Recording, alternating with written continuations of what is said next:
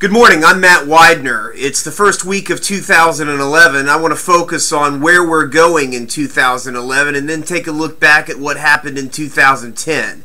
The fact of the matter is that when we started in 2010, people didn't understand the wrongs and the evils that were being done by Wall Street, their bankers, and what Washington, D.C. and our legislators had done in terms of selling us up the river, providing billions of dollars to the banks and institutions that caused these problems, and then getting precious little in return for the American consumer for those billions of dollars that they paid. And what do we have to show for 2010? Well, the plight of Americans was even worse than before. We got precious little settlements out of the billions of dollars worth of bailout money that was given to the lenders and servicers, and they were supposed to use to give modifications and real relief for the American consumer. And what happened to Wall Street? Well, according to published results, Wall Street published their fourth biggest profits since they began recording those profits 30 years ago. That's a fact that causes me great fear, much anxiety, and concern for what's happening in this country. Because never before in the history of America, and maybe in the history of civilization, has the divide between the haves and the have-nots been even greater. You see, the fact of the matter is that while Americans are suffering in numbers that we've never seen before, Wall Street is profiting in ways never seen before. And let's keep something else in mind about the obscene profits in Wall Street. In previous profit cycles on Wall Street, those profits were generated or derived primarily because of some new product or some new efficiency that the industry had put into our economic system. I think what's unprecedented about the profits that Wall Street is reporting during 2010 is the fact that these profits came largely as a result of government bailouts, government subsidies in money. That's your money, people. The money that Wall Street got was as a result of the federal government opening up the floodgates and just writing them blank checks and letting them go to town with your money. And that's the thing that really bothers me the most. Again, we recently had testimony from the bankers and institutions up in front of Congress. They admitted all the servicing problems, the abuses that taxpayers are suffering at the hands of these banks.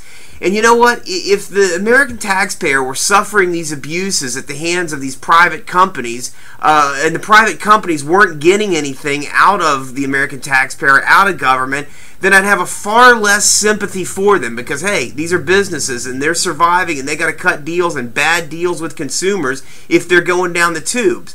But what really bothers me is the fact that these institutions have received incredible benefits from me and you and from the taxpayers that they are abusing. That's what bothers me the most. The second component of this is our law enforcement, our investigative officials are making very specific findings of fact about the wrongdoing that they're seeing among these industries. Again, I think what's unprecedented, on the one hand, we're shoveling billions of dollars at these industries, while on the other hand, they're coming before Congress and they're going in front of regulatory and investigative agencies, and they're reporting bad problems, significant issues, fundamental issues, issues that are systemic and which permeate the entire industry. This is unsustainable. We can no longer allow these businesses and industries to run wild and out of control and to abuse consumers and the taxpayers that are paying for their largesse and are paying for their profits. What do we need to solve this? Well, it's very simple. We have to continue to rely on press and our sources out there that are independent and that are objective and that are picking up on these stories and that are sharing the message. It's critical for you, the consumers, and especially you, the attorney advocates out there, to be pushing all of America to these sources that are reporting on these stories. Because the only reason we're seeing any difference at all, any change in this battle, is because our open press is out there reporting. We've got to zealously and aggressively defend the First Amendment because the First Amendment is under attack in these battles. Those people that are out there speaking out against these abuses and they're getting word to the American people, they are suffering attacks. It's up to you, the American people, to get into those press organizations, to go onto those blogs, to go onto those newspaper sites and report your support for what they're doing, because they are doing it as a result of the support that you're giving them.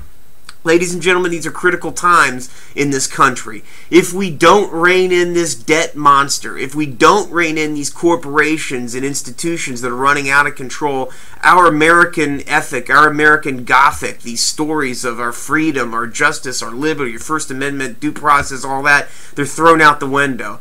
We also need to be focusing on our courts. Our courts are now coming aware, slowly in some jurisdictions, faster in other jurisdictions, about these major problems. These are systemic problems that are made it into our court systems. We've got to support our judges and our courts that are doing the right thing and they're taking these hard decisions, which are, frankly, just applying the laws as they exist. But more importantly, we've got to stick together. We're Americans here. We can't allow people to suffer in silence. We've got to reach out to our neighbors. We've got to reach out to people that are suffering and tell them that we're here to support. Because, make no mistake about it, one of the most powerful forces in this universe is the American consumer. It's time for us all to get together and get more engaged in this fight. If we do so, we'll turn 2011 around. Keep up the good fight, people, and keep sending me all your ideas and support. I really appreciate it, and everybody in the fight.